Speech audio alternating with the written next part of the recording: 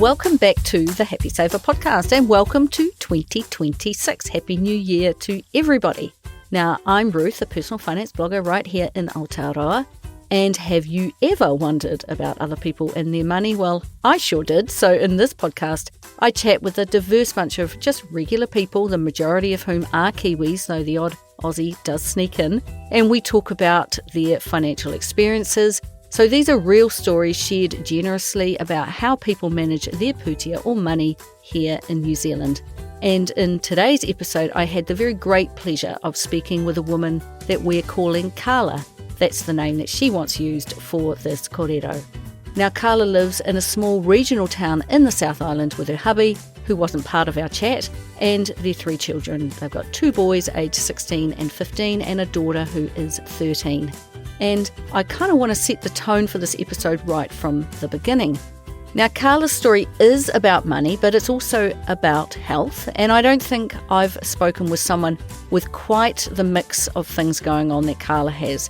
But her listening to such a wide variety of people share their money journey on this podcast has actually given her the courage to make some big changes in her own life, because she knows that no 2 people manage money the same, and you do what works for you and your whānau, and that's okay.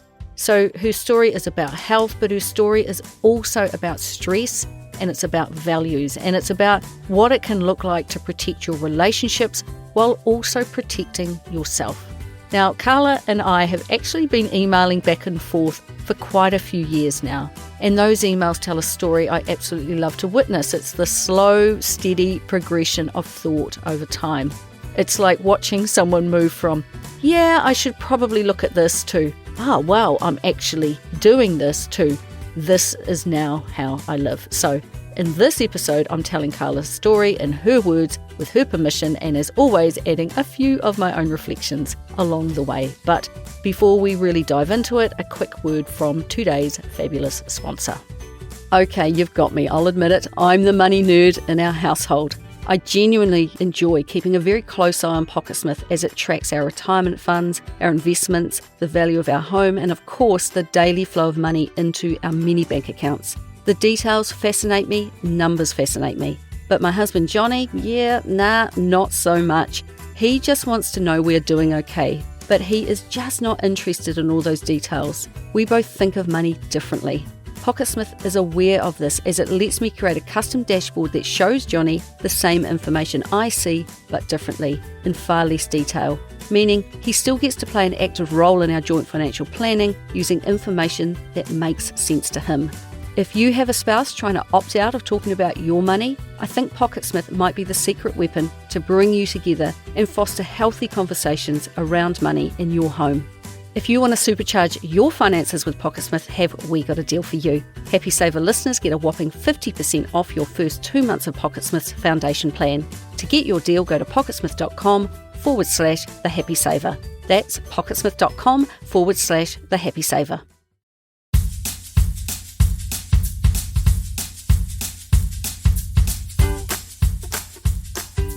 Alrighty, at the time we spoke in early 2026, Carla was 47 years old and her husband was 52. But let's start where Carla's money story really begins. She was raised by a young solo mum in a regional South Island town, and she has 1 older brother. And for a good chunk of Carla's childhood, her mum was on the domestic purposes benefit and they lived in a state house. Carla remembers watching her mum make ends meet. And when she talks about her mum, there's a lot of respect there, a great mum doing her best, but with not much money around. But most of their neighbours were in a similar position, with many also living in state housing, and just generally speaking, everyone was making do. And Carla shared a line that has stayed with me. You can't see the picture when you're in the frame. When everyone else around you lives the same way, it doesn't feel like hardship, it just feels like life. Carla says she didn't know she was lacking because she kind of wasn't. They were well fed, she went to a good school, so she was okay. And when Carla was around 10 years old, her mum and her mum's partner bought a house together and they all moved. They moved into what Carla describes as the worst house on a pretty good street, and with that move, Carla changed schools. Now, academically for her, it was a really good opportunity. The school was known for strong results, and Carla really thrived in that environment. She was recognised for her academic ability, and importantly for her, she was also able to enjoy her music. Socially, though, it was a bit of a different story. This was Carla's first real awareness of the difference between her and her peers, and it was the small things that caught her attention. She didn't have the correct school jersey because of the cost, so she wore her own. There were those ride-a-bike to school days, but her bike failed the safety check. Adidas clothing with the famous 3 stripes was what everyone wore, but Carla had track pants with just 2 stripes. And Carla says something quite important here. Looking back now, she can see that plenty of other kids were in the same position as her, but at the time, she didn't see that. She only felt that she didn't quite fit in. Her brother actually stayed at their old school. He was old enough to bike there, and Carla navigated this new world mostly on her own. So these early experiences do matter. They shape how safe or unsafe money feels later in life. Carla says she's always been motivated toward money, not in a flashy way, more in a money equals options kind of way. And when her family was living in that house, they built a brick patio. They used old bricks, and Carla was paid 2 cents a brick to clean them up so they could be reused. She also collected aluminium cans to earn money. So there were always wee hustles going on and attempts to earn some money of her own. Now, at that time, her mum worked in hospitality, and then she moved into social services. And her mum's partner at that time was a gigging musician. And Carla doesn't recall him having a steady day job, more performing at nights. And that relationship didn't last too long, despite them buying that house together. And when that relationship ended, Carla's mum somehow managed to keep the house, but Carla was around 14 or 15 at the time, and she doesn't actually remember the details. Carla's first paid job actually came through one of her mum's later partners who managed an engineering firm, and Carla worked one day after school checking off inventory, and she kept that job for about 2 years, and she laughs about it now, saying that she can still remember the smell of the engineering supplies, a smell she both loves and finds slightly traumatic because of all that counting. But what's interesting is that Carla has no real memory of what she did with that money, no memory of saving, no memory of a plan. And she reflects on that now because her own kids are that age, and she says there is no way she wouldn't be involved in helping them think about what to do with the money that they earn. Now that's an interesting phase of life to reflect back on. Earning your first income is a memory most of us can recall, and I'm always advocating that this is a time for parents to calmly guide their tamariki here to invest a portion of every paycheck as their very first action, and then enjoy spending the rest. Habits of living pay to pay start young otherwise. When Carla finished school, she went to university, first to Otago and then Victoria, and she shared something I think many people will recognise. She didn't really think about how she would pay for university. The thinking was, if you're clever, you go to uni. That's just what you do. So the question wasn't, how might I afford this? It was, what am I going to study? Now, I actually wrote a blog post recently titled Debt Free at 18, the money systems we put in place years before university, so I could share the exact plan of how we, that's Johnny and I, have taught our daughter how to afford university debt-free. So please do go and check that out. Now, Carla has a slightly rebellious streak, she said, and she chose a music degree, specifically performance trumpet and contemporary composition. But 2 years into her degree, she became unwell and physically unable to play the trumpet. At the time, there was no clear diagnosis, just the sense that something wasn't quite right. So she altered her degree and completed her final year at Victoria University, graduating at the age of 21 in 1999 with a music degree. She remembers receiving a student allowance and taking out a student loan, and she estimates it was around $30,000 by the time she was done. Now, according to the Reserve Bank of New Zealand, that's about $75,000 in today's money. But the thing about Carla's loan was that up until about 2006, you paid interest on your student loans. So from the day she took them out till the day she paid them off, she accrued and paid interest. Now, there is absolutely nothing stopping a government from putting interest back on student loans. You will, of course, pay 4.9% interest if you leave the country for longer than 6 months and you have a student loan, something remarkably a lot of people still don't realise. But for Carla, at the time, a debt of that size felt normal. It was just what people did. But to reduce the debt a bit, Carla did also work throughout her study. So from her second year onwards, she always had a part-time job. And she got a job at Para Rubber, if you can remember that store, because a friend was leaving. And Carla literally walked into the shop and said, "I'll have her job, please." And she worked 10 hours a week covering lunch breaks, plus she had another job in a mall gift store on Saturdays. Now, one summer she stayed in Dunedin and worked in telemarketing. And she's still not entirely convinced it wasn't a scam, but basically she was qualifying people for timeshare presentations. So if they turned up and listened, they got to take home a piece of luggage. And she was pretty good at it, she said. Later in Wellington, she discovered student job search was a bit of a gold mine, and she checked it constantly. She did market research jobs, a hospital kiosk job, and her favourite job was actually dressing as a giant Yowie toy at a garden centre for the day. So Carla isn't afraid of work. She always has had get up and go. Now, after her first year in a hall of residence, Carla went flatting, and this is where she really started learning about money in a practical way. Shared cooking, shared grocery shopping, splitting rent and electricity bills. And Carla remembers becoming the flat organiser, something every flat needs. She enjoyed working out who paid what, negotiating lower rent for smaller rooms, and making sure everything added up. They shopped for specials, they stretched their grocery budget, and Carla says she knew how to make money go further, probably from watching her mum.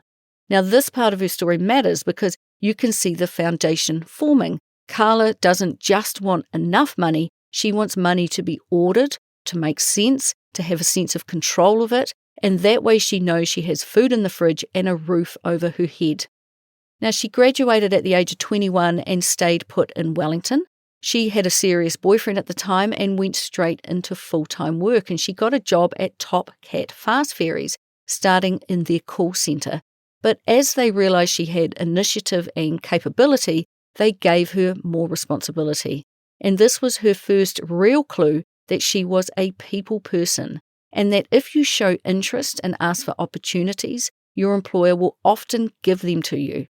Now, that job ended when the company sadly went into receivership, and between the ages of 21 and 25, Carla worked a variety of roles, doing event work, sales work, office work, learning how organisations function, and because money is a part of every workplace, she got to see how other people relate to money. She also had a formative flatting experience where one flatmate, who was responsible for the paying of the bills, simply didn't. He disappeared, and the remaining flatmates were taken to the tenancy tribunal and had to pay twice. It was financially tough, but emotionally it actually had an impact. She was so disappointed that someone she trusted had let her down. Now, once Carla got into more salary jobs, she was ambitious. She wanted promotions, more responsibility, and she knuckled down on her expenses. She literally kept handwritten notes tracking spending, creating a gap, and putting that gap toward her student loan. And at 23, and now in a new serious relationship, she felt strongly that she didn't want to carry her student loan into a partnership. So she paid it off. She gamified it, she said. She made more, she spent less, she pushed hard to make extra payments. Now, there was no internet banking back then, and she had to phone up the bank to make those extra payments, which shows she was disciplined and dedicated to hit her goal. She remembers going into Westpac to make the final student loan payment in person. She was shaking with excitement, she said, checkbook in hand, asking for the exact balance so she wouldn't leave, say, 10 cents unpaid and have the IRD still sending her mail. But the teller was completely unimpressed. Now, I actually had the exact same experience when I paid off my student loan in Dunedin all those years ago. I went into the office with cold hard cash and paid it all off and got nothing from the teller at all. It was so disappointing. And Carla laughs now because she had the exact same experience paying off her mortgage years later. While there was no one to cheer her on with a student loan, paying off her mortgage was different. She shared the milestone in an online money community, and strangers celebrated with her. And this is important because when you achieve something big, you deserve a pat on the back. Fanfare or not though, Carla walked out of that bank at 23 feeling transformed. Student loan gone, a burden lifted, a quiet, powerful signal to herself that she can do hard things. Now, in 2002, when Carla was 24, she got engaged, and like so many couples, in all the excitement and optimism, they decided to combine all their finances because that's what they believed commitment meant. Looking back now, Carla says something really wise. She said, "Best intentions don't outweigh the evidence." From the very beginning, Carla knew that she and her husband were different when it came to money. Her hubby has an implicit trust that everything will work out. If he wants something, he buys it. He's not flashy, but money seems to turn up right when he needs it. Carla, on the other hand, worries about not having enough. And because she worries about it, she makes sure it doesn't happen. She makes sure she, and now they, always had enough. So in some ways, his implicit trust that money would just turn up was about to be supercharged. If Carla felt any fear about not having enough money, she would pull all levers to avoid that happening. Now, both approaches kind of get you to the same place, usually, but the emotional experience along the way is very different. Carla grew up knowing what it felt like to not quite have enough, even if she didn't have language for it at the time. But she didn't like that feeling. She made a quiet promise to herself that she didn't want to live like that as an adult. Her hubby didn't have that history. He grew up knowing there would always be support if needed, extended family, safety nets, and generosity of others if you get into a tight spot. So neither of them is wrong, but they are different, and those differences matter when you marry. Now, shortly after getting married, they moved to Australia, which is where her husband is from, and they decided to co-own their first home with his extended family. It was a handshake agreement. Everyone put money in. Records were kept between themselves. No one intended to do anything wrong, but there was no legally binding agreement, no clear plan for what would happen if circumstances changed.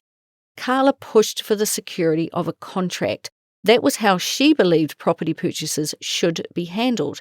But others saw that as unnecessary, even as a lack of trust. And that difference in worldview sat pretty heavily with her. Now, they lived there for several years. They had their first baby there, and eventually the property was sold earlier than expected because circumstances did change for some members of that family. Now, everyone received their share based on what they'd put in. No one was dishonest, and yet Carla describes it as messy. There were unspoken expectations, vague communications, emotional undercurrents, and the lesson for her was powerful and quite enduring. When money, family, and assumptions mix, clarity really matters. And if you ever feel like there's something that you can't ask or shouldn't question, that's the moment to pause, because that's where things tend to go sour. And from time to time, someone will tell me about the co-mingling of money and property that they are doing with friends and family, and the situations that go well are where it is treated like a business with all the accompanying legalities, and that regular conversations and reviews of the arrangement are made. Despite this, from what I've seen, it's still often a really tricky time when one wants out of the arrangement. Now, as a couple, Carla and her husband are happily married, but very much opposites. She is detail-orientated, intentional, grounded in numbers. He is visionary, creative, and inventy, as she puts it. Opposites attract, but they don't always make money easy. Now, he didn't go into tertiary education. Instead, he followed other interests. If something stopped being satisfying, he moved on, all the while always paying into his Australian superannuation fund. Now, his fluidity around changing jobs, it really worked, until later when work stability became more important to the family. Carla, meanwhile, built a strong career in Australia. She earned well, she had a company car, she worked in the not-for-profit sector with its tax advantages, she said. and her Australian superannuation contributions were 8% at that time, when KiwiSaver didn't even exist in New Zealand. Her employer educated her, supported further study, and gave her opportunities because, like I said earlier, they were happy to reward a person with get up and go. They also had enormous support from his extended family, reduced rent, baby gear, and help whenever they needed it. Carla could see how this shaped her husband's deep belief that everything would always be okay, but for her, accepting help felt harder. She sometimes worried about unspoken strings attached, even when there were none. Again, different wiring. Like many people, they were inspired by a vision of a simpler life. Now, in the early 2000s, the British TV show created by Hugh Fearnley-Whittingstall called River Cottage lit a spark. They dreamed of a lifestyle block, a village life, living off the land. They crunched the numbers in Australia, and it wasn't going to be easy. Carla's biological clock was ticking, she said, and she wanted more children. She wanted a pause from paid work. She wanted a slower pace. So they made a pretty huge decision. They moved back to rural South Island, New Zealand. In preparation, they saved hard, and every week, Carla sent money back to their New Zealand bank account. In 2010, they bought 3 acres of land in a small seaside town with a very rundown 3-bedroom house for $180,000, and they paid cash. They'd saved fiercely, and the exchange rate actually helped. Plus, her husband had received a $60,000 early inheritance from his family, money that arrived at a moment when it could genuinely change their lives. So all up, they arrived with about $260,000. Now, the property had been advertised as Jurassic Park. It was overgrown, rough, but full of potential, and they loved it. They also thought quite reasonably that the $80,000 they had left over would be plenty to renovate a house with good bones. It wasn't, it never is, but at first and for a long time, the lifestyle felt idyllic. One income, soup cooking on the fire, chickens in the yard, eggs from the chickens, home-processed meat, foraging for food with other families, homeschooling their kids, and they had a strong community of parents with young children around them. And Carla describes it as Little House on the Prairie, beautiful, grounded, and very meaningful. But it was also cold, damp, much colder than Australia, and the money stretched thin. That $80,000 renovation budget disappeared pretty quickly, spent on water tanks, sewage systems, electrics, and just essential infrastructure. And there was little to no money left over for aesthetics. The house became functional, albeit a little rough around the edges, not quite River Cottage. And there's a big difference between stretching a dollar by choice and stretching a dollar because you have to. And over time, the stress built. They were mortgage-free, and yet slowly they began borrowing to get by. Carla couldn't increase her income. She was caring for young children, they were homeschooling, and online work wasn't really an option at that point. Her husband worked long hours, then moved into self-employment and contracting, a jack-of-all-trades approach that brought flexibility but less certainty. And eventually Carla was able to return to paid work, just 8 hours a week. And that tiny foothold mattered more than she could know at the time, because from there, her career in New Zealand slowly rebuilt. For about 5 years, they lived in this tight, juggling space. They leaned on community, I'll help you if you help me kind of thing, on helping each other with childcare and homeschooling. But financially, they were going backwards. They took out a $40,000 revolving credit mortgage as a buffer and very slowly used most of it for living costs and necessary housework. Carla knew what that meant. They were spending more than they were earning. And her health was also starting to falter. Symptoms she'd had for years were becoming harder to ignore, though still without a clear diagnosis. She felt the pressure acutely, and to regain some sense of agency, she started buying items from opportunity shops and reselling them online, aiming to make an extra $100 a week. Now, it wasn't so much about the amount of money she made from her hustling, it was about feeling less powerless. Now, her husband didn't experience the stress in the same way. Again, different wiring. But then, out of the blue, everything shifted. Authorities arrived at Carla's door to tell her that her biological father, a man she had never known or had a relationship with, had died, and he had no will. Carla was his closest relative, and suddenly she was responsible for sorting his burial and settling his estate. And she describes this as one of the most emotionally grueling periods of her life. Arranging the burial of someone you don't know, uncovering debts they had, cleaning out a severely neglected house, navigating lawyers, and dealing with distant relatives coming forward and making claims. So using money she didn't have, money taken from the revolving credit mortgage, Carla paid off his debts, cleaned the property up, and eventually sold it. But it took the better part of a year to do so.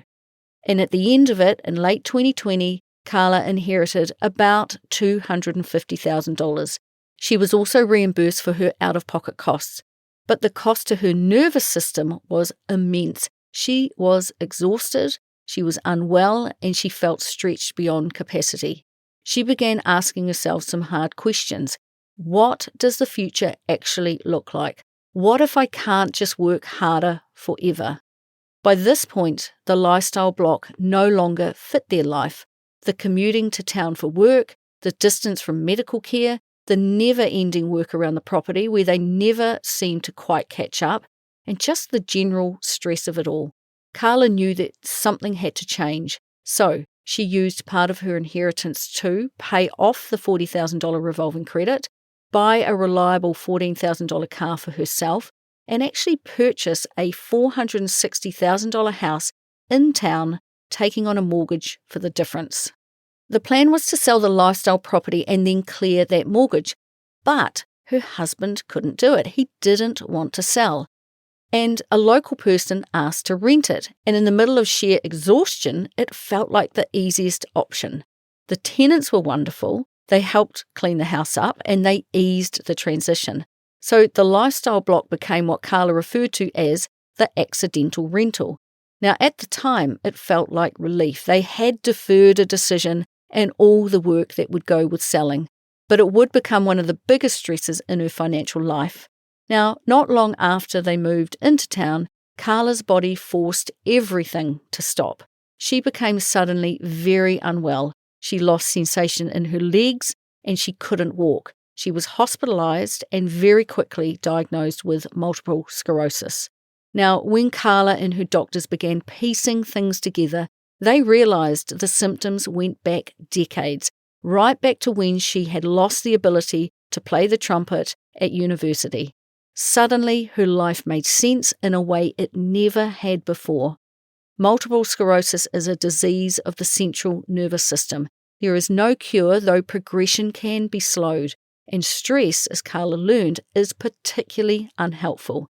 So for her, the diagnosis was a massive shock, but it was also, in a strange way, a relief, because finally there was an explanation for her years of ill health that came and went. And then came the harder work, adjusting to what this meant for her husband, and for their 3 tamariki. Now, because Carla's illness wasn't the result of an accident, there was no ACC support. She was self-employed, she had no sick leave money set aside, no income protection insurance, no health insurance, and her income stopped. So she rang up Work and Income. The woman on the phone listened to her story, cried a few tears, before apologising and saying there was no financial support available. Now, this is one of those moments where I want to pause for a minute, because so many people assume something will be there if life falls apart. But often, sometimes, unfortunately, there isn't. So you have to put the systems in place long before an incident occurs. And I know that in my own small business, I keep an emergency fund plus 4 full months of income set aside as holiday or sick pay. And while I don't have income protection insurance, we do have health insurance, plus cash in our personal bank accounts we could draw on, and our share market investments as an option as well. You need to create these buffers in good times so they are there in times of struggle. But something else was there for Carla and her whānau, and it was community. So even though Carla's kids were now in school, The homeschooling community she had been part of rallied instantly. Meals arrived, kids were ferried to and fro, their garden was tended, friends ran the household, and this was all happening in the middle of COVID. Now, Carla was immune compromised, and at times, to protect her health, she even had to live elsewhere while her family dealt with COVID and just childhood illnesses that she didn't want to catch. There was a lot to juggle, but community support was immensely helpful and appreciated. And as someone who lives in a small community, this is what they are all about. Now, her husband stepped up completely too. Friends became mum when she couldn't be, and Carla says she will be forever grateful. So through 2021 and 2022, Carla slowly recovered and returned to work. But something fundamental had shifted again. She had always believed that if money was tight, she could work more, work harder, work longer. Now she wasn't sure that would always be possible, and so she started asking a new question. Is there a way to build financial security that doesn't rely on my body? And she began Googling Personal Finance New Zealand, and she found Mary Holm on Radio New Zealand, then more podcasts, then more blogs. And at first she just listened, and then she realized she had to actually do something. So if this is like the 40th episode of my podcast that you've listened to and you haven't yet done something, at the end of this episode, go and do something. And she describes it like trying to find the end of sticky tape. Eventually, you stop searching and you just cut a clean edge and you start there. Her first move was to focus on income. She reviewed her contracting rates properly, not just what she felt comfortable charging, but what her skills were actually worth. Because by now she was an accredited mediator with specialist expertise, and people were willing to pay for that. So she charged more. Then she turned to her expenses, questioning everything, insurance, power, subscriptions, whatever she could think of. And she began holding weekly money meetings, just with herself. Now, around this time, Carla found the Happy Saver podcast, and that's when her emails to me began. Now, through the podcast, she discovered the free online Rebel Finance School course run by Alan and Katie Donegan, and the course always starts around June each year, and anyone can sign up and take part. She completed the full program, not just watching, but doing everything they asked her to do. And this is where momentum really built. Carla tracked her net worth monthly. She identified and closed spending gaps. She set up proper sinking funds. She created a genuine emergency fund. And she paid off the remaining mortgage and then began investing. She moved her KiwiSaver from ANZ to Simplicity into a high-growth fund, and she tracked down her Australian superannuation and she brought it into her KiwiSaver fund. And because she now understood that her working years might be limited, experiences with her kids became a priority. And she created what they called the 100 Hundies Challenge, saving 100 $100 notes for family experiences. And to fund it, she hustled. She did paper runs, she sold stuff, she did online surveys, she did mystery shopping, she cleaned Airbnbs for friends, she washed dogs, she even sold pine cones. Now, multiple sclerosis, she said, is different for everyone, and Carla has learned that stress is her biggest trigger.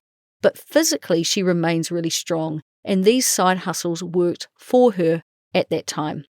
Now, eventually, they took their first overseas family holiday to Rarotonga, and Carla cried in the airport because she had once felt powerless and now she felt capable, which is pretty awesome.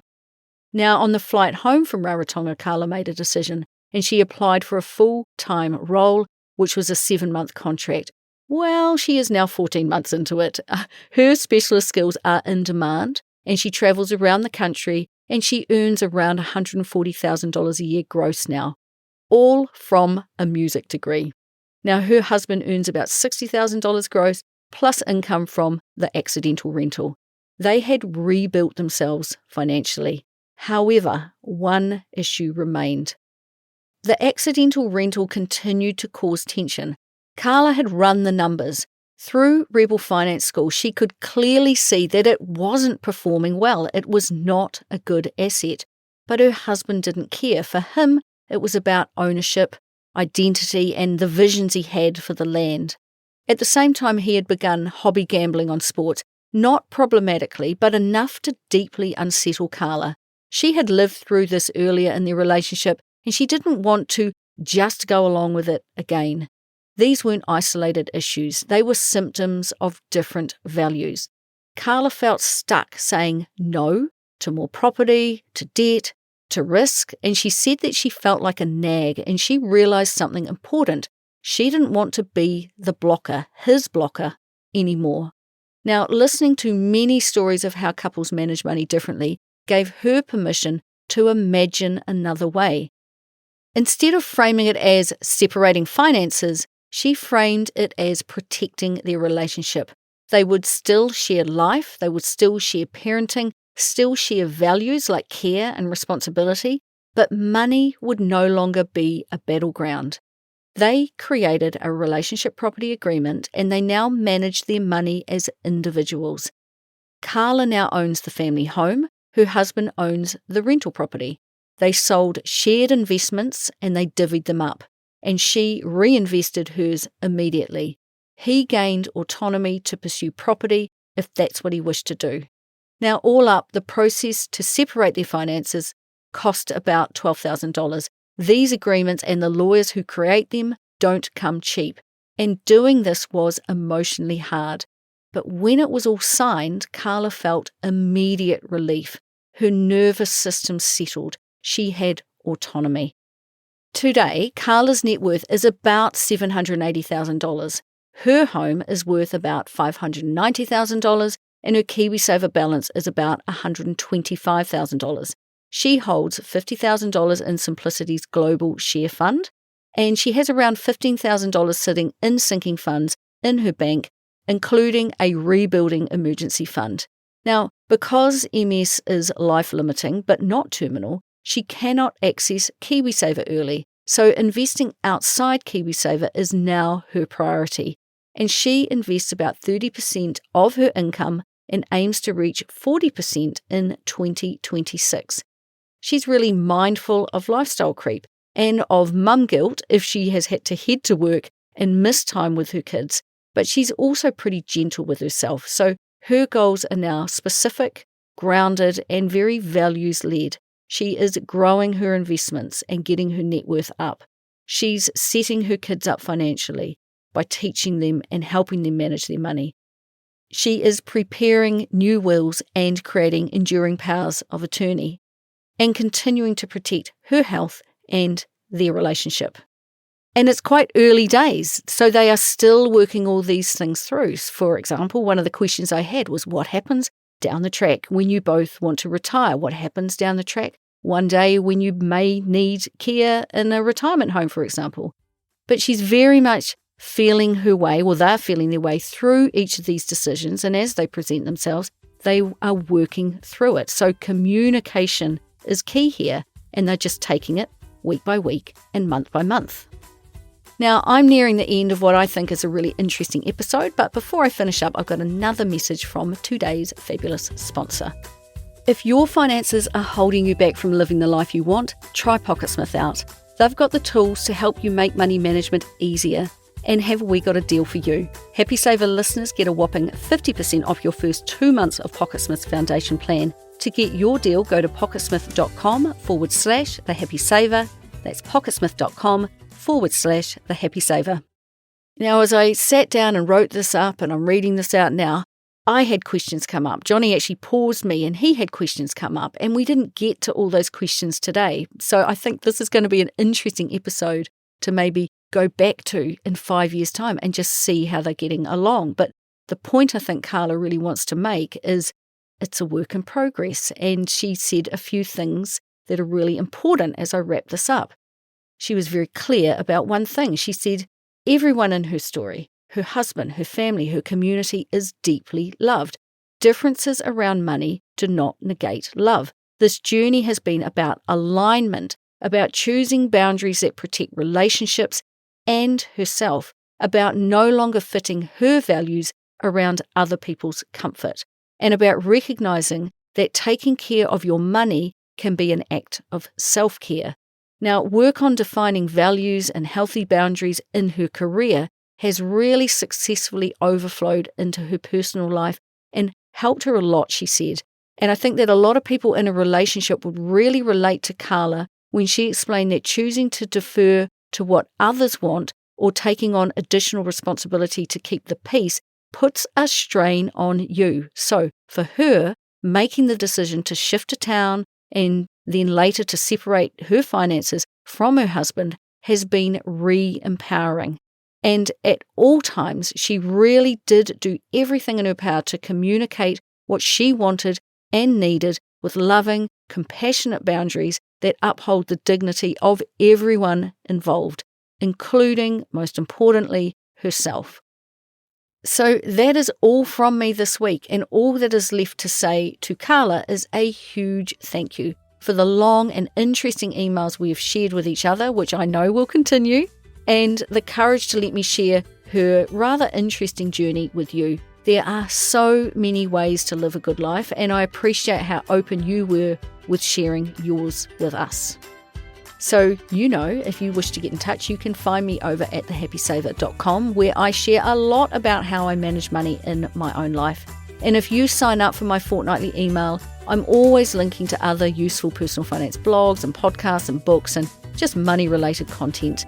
Thanks so much for listening. I hope you took a few nuggets of wisdom from this episode that you can now go and apply to your own life. And please do share the Happy Saver with your friends. It is the best way to help more people learn about the podcast and talk more openly about money with your own friends and whānau. So until next time, happy saving.